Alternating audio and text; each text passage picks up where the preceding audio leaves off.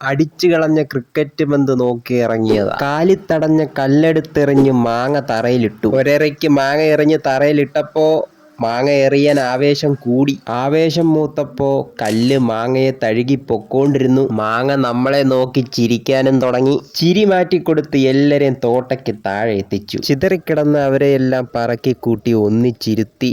മാവീന്ന് വേർപെട്ട കണ്ണീർ ചുനയായി ഒഴുകുന്നു. ക്രൂരത അവിടെ അവസാനിപ്പിക്കാതെ നേരെ പോയി തൊട്ടിയെടുത്തോണ്ട് വന്ന് മാവിനെ സാക്ഷിയാക്കി തന്റെ പിഞ്ചു കുഞ്ഞുങ്ങളെ കൊണ്ടുപോകുന്ന കാഴ്ച കണ്ടു നിൽക്കാനേ അമ്മമാവിനായുള്ളൂ. മാങ്ങയും കൊണ്ട് നേരെ പോയത് പൈപ്പിൻ ചുവട്ടിൽ. തുറന്നു വിട്ടു. വെള്ളം മുകളിൽ പതിച്ചു. കണ്ണീര് വെള്ളത്തിൽ അലിഞ്ഞില്ലാതായി.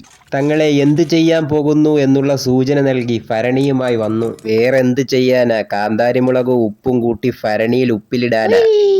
ആരും വരില്ലെന്നുറപ്പിച്ച് അടുത്ത തലമുറയ്ക്കായി കൊഴിയാൻ കാത്തിരുന്ന കാന്താരിമുളകും പറിച്ച് കല്ലിനും കുഴവിക്കുമിടയിൽ വെച്ച് ചതച്ചരച്ച് ഭരണിയിൽ ഉപ്പ് കോരിയിട്ട് വെള്ളമൊഴിച്ച് അരച്ചു വെച്ച കാന്താരിയും നടുകെ കീറിയ പച്ചമുളകും ഇട്ടാൽ ഇനി അവസാനം പ്രകൃതിയോട് വിട പറഞ്ഞ് ഭരണിയിലാവാൻ കിടക്കുന്നത് നമ്മുടെ മാങ്ങ മാത്രം. ഭരണിയിലേക്ക് മാങ്ങയെല്ലാം ഓരോന്നായി പറക്കിയിട്ടു. ഭരണിയിലെ ഉപ്പും മുളകും മാങ്ങയും അവരെല്ലാം ഒന്നിച്ച് ഇനി ഒരു 3 ദിവസം ദുഃഖവും പരിഭവവുമെല്ലാം പറഞ്ഞ് മാങ്ങയിൽ ഒന്നിച്ചു ചേരാനുള്ള സമയം. അവരുടെ ലോകത്തിന് വെളിച്ചത്തിന് പ്രസക്തിയില്ല. മൂടിവെച്ച് നമുക്കിനി കാത്തിരിക്കാം 3-ാം നാളിനായി. 3-ാം ദിനം തുറന്ന് ഒരാളെ പുറത്തെടുത്ത് കഴിച്ചപ്പോ ബന്ധം ദൃഢമായി ഉപ്പിലിട്ട മാങ്ങയായി.